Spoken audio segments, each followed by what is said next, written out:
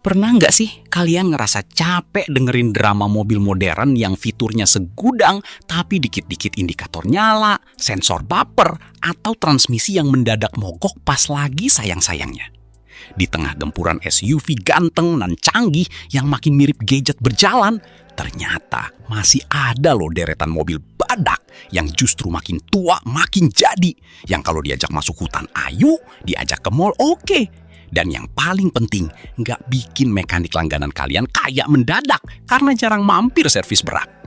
Kali ini kita bakal bedah 10 SUV paling awet di Indonesia yang saking susahnya rusak mungkin bisa kalian wariskan sampai ke anak cucu.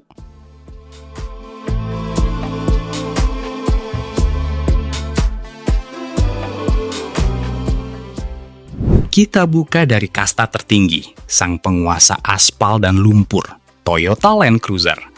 Mobil ini bukan cuma soal status sosial, tapi soal standar engineering yang agak di luar nalar. Karena Toyota memang mendesain mobil ini dengan service life minimal 25 tahun di medan paling brutal sekalipun. Sasis leather frame-nya setebal harapan orang tua, sanggup menahan torsi raksasa dari mesin V6 twin turbonya tanpa drama melintir atau bunyi kriet-kriet. Kelebihannya jelas, ini adalah puncak reliabilitas otomotif. Mau kalian isi solar busuk di pedalaman, walaupun sayang banget, atau hajar lubang sedalam Palung Mariana, dia bakal tetap jalan. Tapi kekurangannya, harganya itu loh, sudah seharga rumah mewah di BSD. Ditambah lagi biaya pajaknya yang tiap tahun bisa buat beli motor matic baru 1 unit.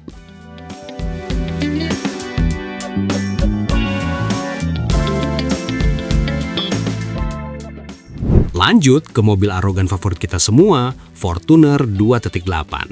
Mesin 1 GD FTV yang digendongnya ini sebenarnya adalah mesin yang overkill buat jalanan kota. Makanya dia awet banget karena jarang sekali bekerja sampai batas maksimalnya. Komponen kakinya yang berbagi basis dengan Hilux bikin kita nggak perlu terlalu ngerem kalau ketemu polisi tidur atau jalanan bergelombang di jalur pantura. Sisi positifnya, resale value-nya ngeri. Lebih stabil dibanding harga saham gorengan, dan bengkel manapun di Indonesia pasti bisa benerin kalau ada apa-apa. Sisi minusnya, suspensi standarnya masih khas Toyota yang mantul-mantul alias bouncy, bikin penumpang belakang berasa lagi naik wahana kora-kora kalau supirnya lagi buru-buru.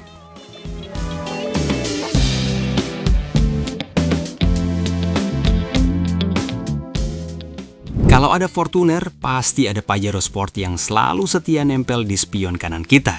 Mesin 4N15-nya itu legendaris banget. Blok mesin aluminium, tapi durabilitasnya nggak main-main. Ditambah transmisi 8 speed yang perpindahannya halus, tapi kuat banget nahan beban berat. Ini adalah pilihan buat kalian yang pengen mobil tangguh, tapi tetap pengen gaya dengan desain yang lebih sporty. Kelebihannya, tenaga mesinnya paling asik buat harian, narik banget di putaran bawah sampai atas. Tapi kekurangannya, kalian harus rajin cek steering rack-nya, karena beberapa kasus kalau sering diajak off-road tipis-tipis di jalanan rusak, bagian ini suka minta jajan duluan dibanding komponen lainnya.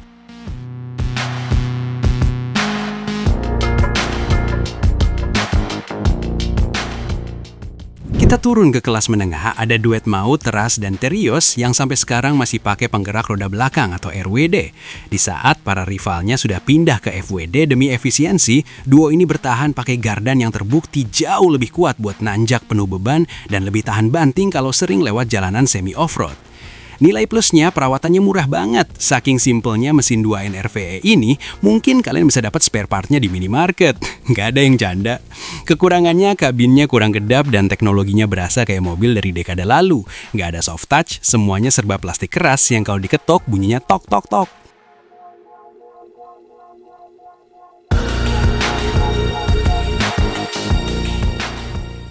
Nah, ini dia, kecil-kecil cabai rawit yang indennya bikin kita naik haji dulu, baru mobilnya datang.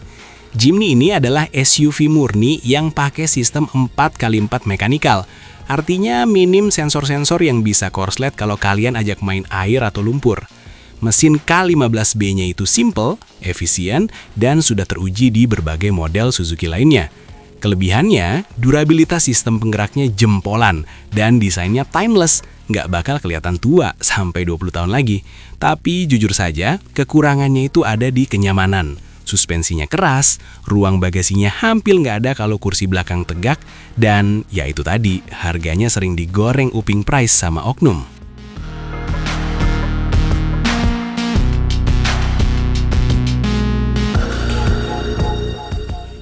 Siapa bilang mobil monokok nggak bisa awet?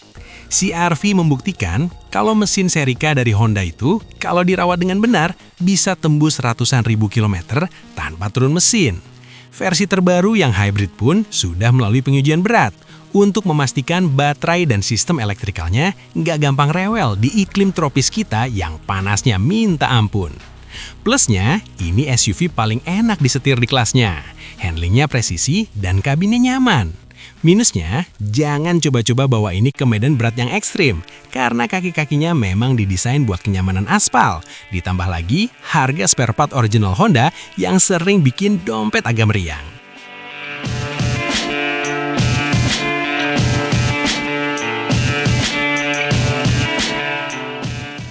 Ingat slogan Isuzu Rajanya Diesel. MU-X ini adalah manifestasi dari truk yang dipaksa jadi mobil keluarga. Mesin 1,9 liter RZ4ETC-nya itu dirancang untuk heavy duty. Jadi kalau cuma dipakai antar jemput anak sekolah atau luar kota lewat tol, mesinnya berasa kayak lagi tidur karena saking santainya. Kelebihannya, ini mobil diesel paling irit dan paling kuat minum solar kualitas rendah kalau terpaksa banget. Kekurangannya, interiornya itu boring banget, nggak ada aura kemewahannya sama sekali, dan jaringan servisnya nggak sebanyak Toyota, jadi kalian harus pinter-pinter cari bengkel Isuzu terdekat.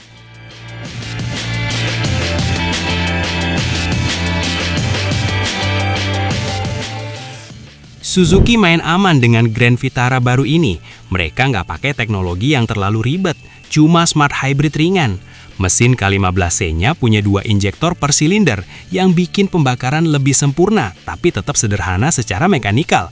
Jadi potensi rusaknya minim banget. Nilai tambahnya, ini SUV yang sangat praktis, irit, dan punya build quality yang solid. Sisi lemahnya, buat kalian yang suka ngebut, mesin ini bakal terasa loyo karena memang didesain buat efisiensi, bukan buat balapan di tol Cipali.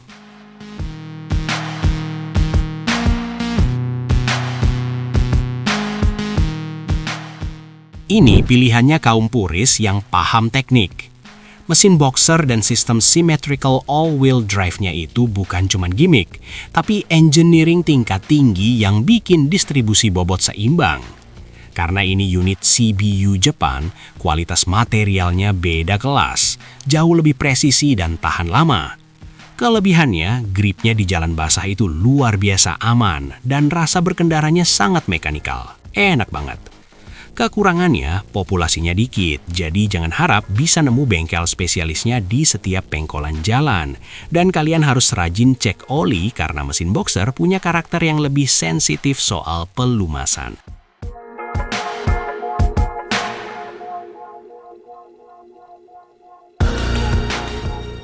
Terakhir, ada si ganteng CX-5.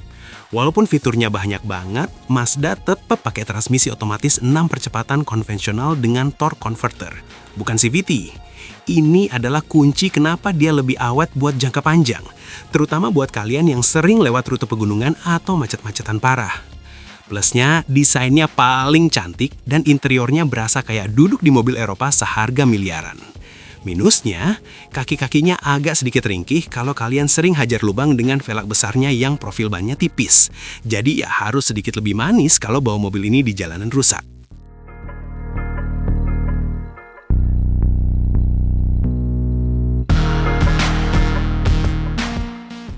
Jadi pilih yang mana? Kalau kalian tipe yang malas ke bengkel dan pengen mobil yang cuma perlu ganti oli doang, Rush atau Fortuner tetap jadi jawaban paling aman. Tapi kalau kalian pengen durabilitas tapi tetap pengen ada rasa manusiawinya saat dikendarai, si X5 atau CR-V nggak bakal mengecewakan. Intinya, mobil awet itu cuma bonus. Yang utama tetap gimana cara kalian ngerawatnya. Betul nggak? Tulis di kolom komentar ya.